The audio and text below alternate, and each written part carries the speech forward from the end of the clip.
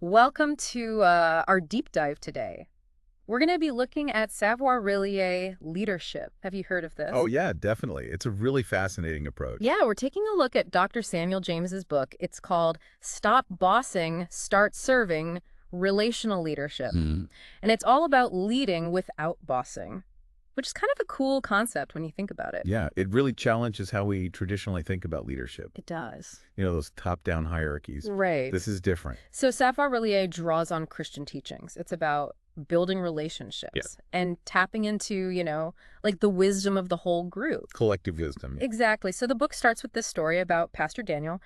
He's leading a congregation that's pretty divided.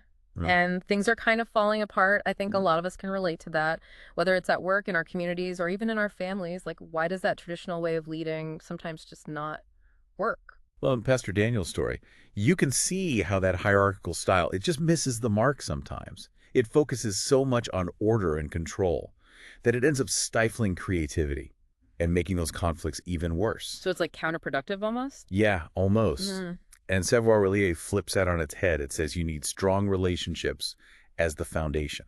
Okay, so relationships first, and then leadership flows from that. Exactly. That's interesting.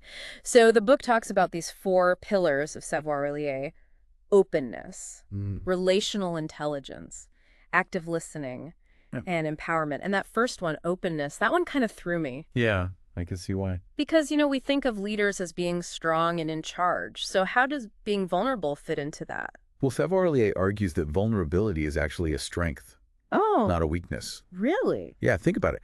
When a leader is open about their struggles, about their imperfections, what does that do? It creates this environment of trust. It shows authenticity. It lets other people be real too, Right. right? It's All not right. about pretending to have it all together. Right. No, not at all.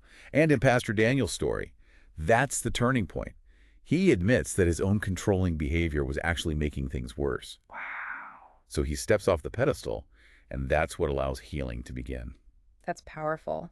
It makes me think about leaders who always try to seem perfect. It's hard to connect with that. It creates distance, Yeah. distrust. So this is about being more human, more relatable. Exactly. Okay, I'm starting to get this. So vulnerability builds trust. That's a big takeaway. Now, what about relational intelligence? It sounds like just having good people skills. Yeah, it can seem that way on the surface. Right.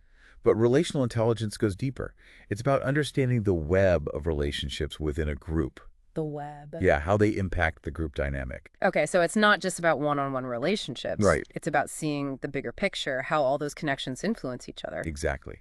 And then being aware of everyone's emotional needs Mm. and how those impact the group. So you have to be pretty tuned in to people. You do. And savoir-relier talks about practical things you can do, like regular one-on-ones. Oh, like check-ins. Yeah, check-ins. Actively looking for diverse perspectives. Making sure everyone's voice is heard Exactly. And seeing conflict as an opportunity for growth. instead of something to avoid. Exactly. Interesting. So how does that work? How do you see conflict as an opportunity? Well, think of conflict as a signal that something needs to be addressed. Mm-hmm. It's a chance to uncover those underlying issues, clarify misunderstandings, and ultimately you can strengthen relationships through conflict. Okay, so it's not about shying away from difficult conversations. Right. It's about using those conversations to build a stronger foundation. Exactly. This is really making me think. So we've got vulnerability builds trust. Relational intelligence helps us navigate, the messiness of human interaction. And then there's active listening. The book describes it as creating this sacred space Mm. where people feel truly heard. I can see how that ties into the spiritual side of savoir-relier. But how is active listening different from just, hearing words? Well, we all hear words, right? Yeah. But active listening is about being fully present with the person speaking. So not just passively listening, Oh, you're wow. really engaged. You're paying attention to their nonverbal cues, you're asking clarifying questions, and you're really trying to empathize with their perspective. So it's like that saying, seek first to understand, then to be understood. That's a good way to put it. It's about putting aside your own thoughts and judgments and really seeing the world through their eyes. Exactly. The book compares it to a conductor who's attuned to each instrument in the orchestra. You're listening to the individual sounds, but also the harmony they create together. That's a great analogy. Yeah. Okay, so we've got openness, relational intelligence, active listening, all these ways of connecting more deeply with people. But what about empowerment? Isn't the leader supposed to be the one in charge? How do you empower others without undermining your own authority? That's where savoir-related gets really radical. It says that every member of the group has the potential to be a leader. Wow. It uses the term disciple to describe this. Disciple, that's a pretty strong word. It is. Yeah. But in this context, it means someone who is not just a follower, but also a learner and a potential leader themselves. Okay, so it's about nurturing those leadership qualities in everyone. Exactly. Instead of keeping all the power at the top. Right. That's a pretty different way of thinking about leadership. It is. So how do you actually do that? How do you empower people? The book suggests things like delegating tasks, giving people autonomy to make decisions, creating space for new ideas. So it's about trusting people to step up Exactly. and tapping into that collective wisdom and potential. Exactly. This is fascinating, but does this only work in a church setting? Can you apply savoir-faire to other areas of life? That's a great question, and one we'll explore more as we continue. That- But I think these principles, building trust through vulnerability, understanding that web of relationships, listening deeply, empowering others, I think they have the potential to transform any group or organization. I can see how they could apply to so many things. Leading a team at work, running a volunteer group, even navigating family dynamics. Absolutely. Wow, this has given me a lot to think about. We're just getting started. Stay tuned because our deep dive into savoir-faire leadership is just beginning. One thing that really struck me about the book is how deeply rooted this is in Scripture. Yeah. It's not just like a bunch of nice ideas, right? Right. It's really grounded in spiritual wisdom. Yeah, the book talks about how Jesus washing the feet of his disciples is a powerful example of servant leadership, which is really at the heart of savoir-faire. Exactly. It's not about having power over others. It's about serving them, empowering them. Right, so it's like flipping the script on what we think leadership is. Yeah. And the book connects savoir-faire to the fruits of the Spirit. Yeah. From Galatians. Yeah. Love, joy, peace, patience, kindness, goodness, faithfulness, gentleness, self-control. All those good things. All those good things. And those are seen as essential for building those strong relationships and a thriving community. So it's like taking those ancient teachings and making them relevant for today. Yeah. But how does this actually play out in real life? Like, how do you apply these principles to things like decision-making or conflict resolution? Let's take decision-making. Savoir-faire emphasizes discernment, seeking God's guidance through prayer, reflection, and the collective wisdom of the community. So it's not just about one person calling all the shots. No, it's not. It's about coming together to figure out what's best for everyone. Exactly. So you're saying it's not just about gathering information, like data. Right. It's also about listening to that inner voice, It's that intuition. that gut feeling, Yeah. that spiritual dimension. Absolutely. But it also involves getting everyone's perspective, creating that space for open and honest dialogue, and being willing to adapt as you go. So it's a process. It is. It's not just like a formula you can follow. Right. This reminds me of something that happened at work. We were trying to make a decision about a new project, and things got really heated because everyone had such strong opinions. Yeah, happens all the time. And it felt like we were just stuck. What happened? Well, our manager, who's usually pretty top-down, she actually surprised us. She stopped the meeting and said, "Okay, we need to approach this differently." And she asked us to each take some time to reflect Oh. on our own perspectives and then come back and share what we had learned. So she was creating that space for discernment. Yeah, I think so. How did it go? It actually really helped. Taking that pause to listen to each other Oh. and focus on finding common ground, Yeah. it really shifted the energy. Huh. We were able to come to a decision that everyone felt good about. Even if it wasn't their first choice. Exactly. I love that. That's such a good example of how even small shifts can make a big difference. Yeah. Savoir-faire is not about always agreeing. It's about respecting different perspectives, Right. seeking guidance, Right. and finding solutions that work for the common good. It's interesting to think about how those principles can show up, even in situations where people aren't consciously practicing savoir-faire. Yeah, it's like it's already there in some ways. Okay, so we've talked about decision-making. What about conflict resolution? Yeah, that's a big one. Savoir-faire sees conflict as an opportunity for growth. Not something to avoid. Right, not something to be afraid of. It's about leaning into the discomfort and using it to strengthen relationships. That's easier said than done. It is. It takes practice. Because conflict can be really uncomfortable, Oh, yeah? especially when it involves strong emotions. Or deeply held beliefs. Exactly. But Savarellier gives us some guidance here. It starts with active listening and empathy, Okay, those are key. really hearing each person's perspective, validating their emotions, trying to understand what's driving the conflict. So it's about acknowledging the validity of those feelings, even if you don't agree with them, Okay. creating that space for understanding. Exactly. And then it's about finding that common ground, reminding everyone of those shared values that connect them, focusing on problem solving together instead of trying to win an argument. So shifting the focus from being right to finding a solution Exactly. that works for everyone. And sometimes that means compromise, forgiveness, letting go of past hurts. Yeah. It's not always easy, but it's definitely more rewarding than staying stuck in conflict. We've all been there, had to let go of our own ego to move forward. Yeah.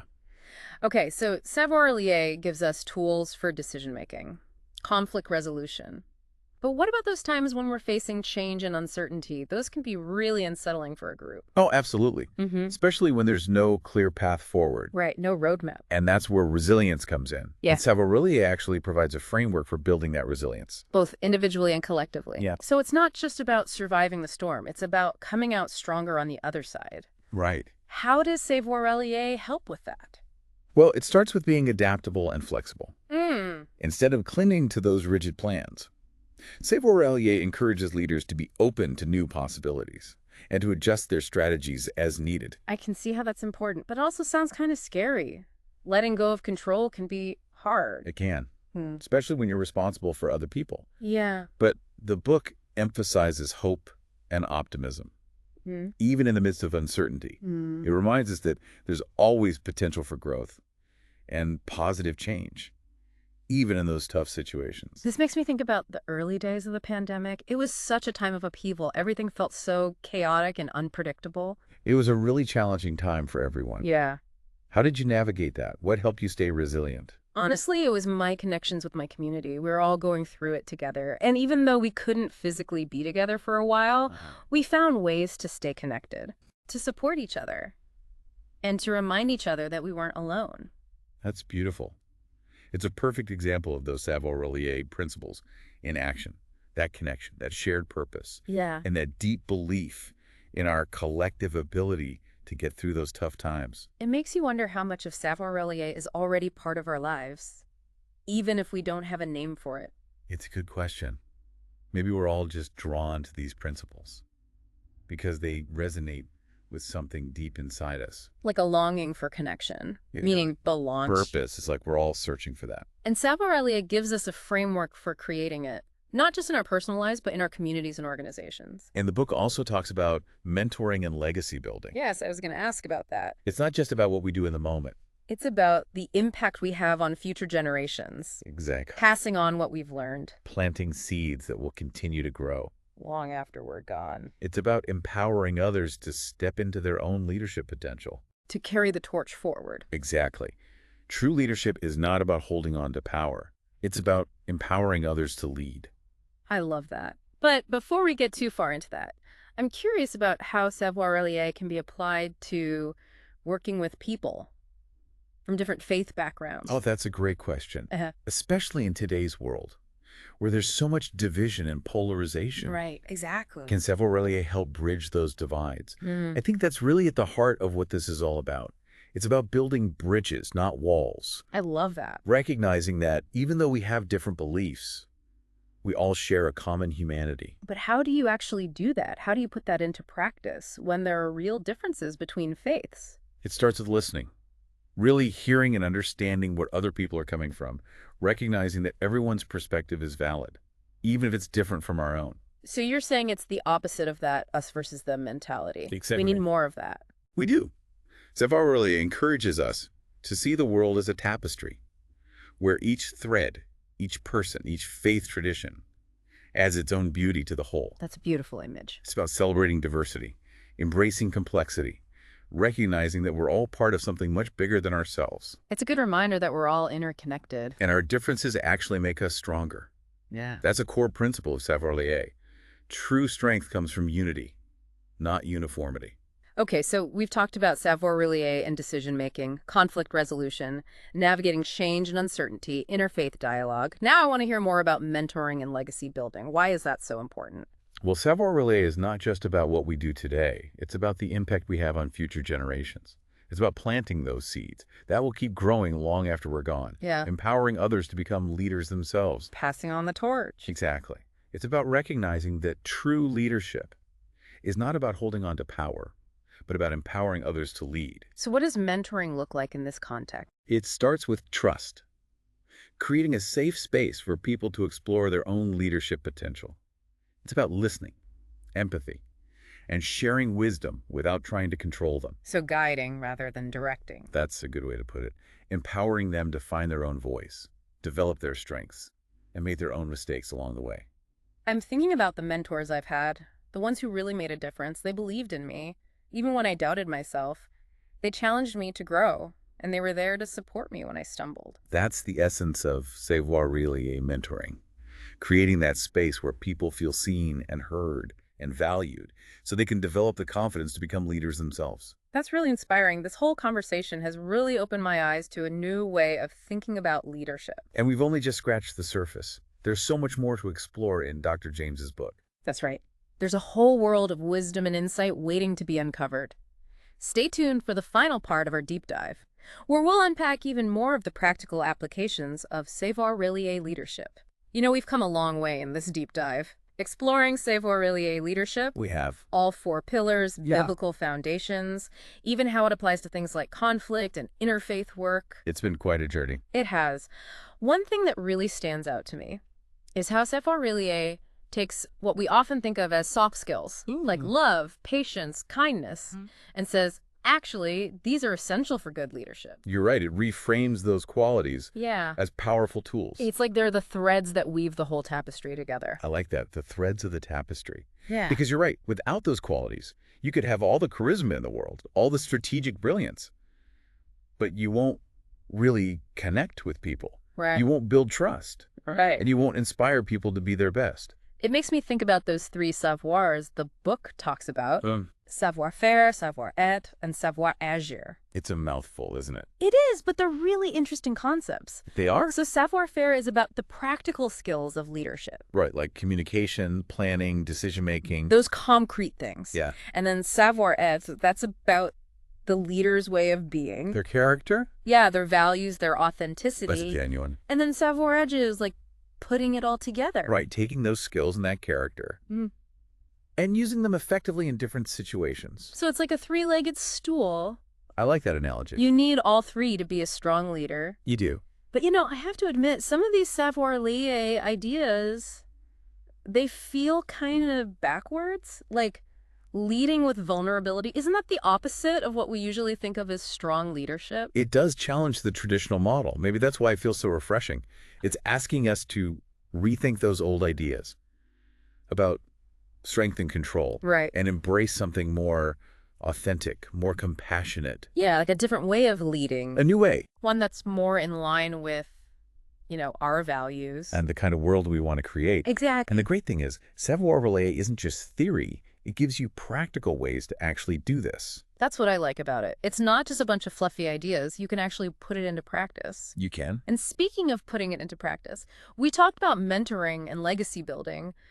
Why is that so important in Savoir-Relay? Because it's not just about us. It's about the impact we have on others, especially future generations. Leaving a legacy. Yeah, passing on that torch of servant leadership Planting seeds that will keep growing. even after we're gone. I love that image. It's about recognizing that true leadership isn't about holding on to power. Right. It's about passing it on. Empowering others to lead. Exactly. This whole conversation has been so eye-opening. A new way of thinking about leadership. It's been great exploring these ideas with you. And to you, our listener, we hope this deep dive has sparked something for you, maybe inspired you to think about how you can weave these Savoir-Relay principles into your own life, your own leadership, What kind of legacy do you want to leave? What threads of connection, compassion, and service do you want to weave into the world? Those are questions worth pondering as you continue your own leadership journey. May you find meaning and purpose in the weaving. Until next time, keep diving deep.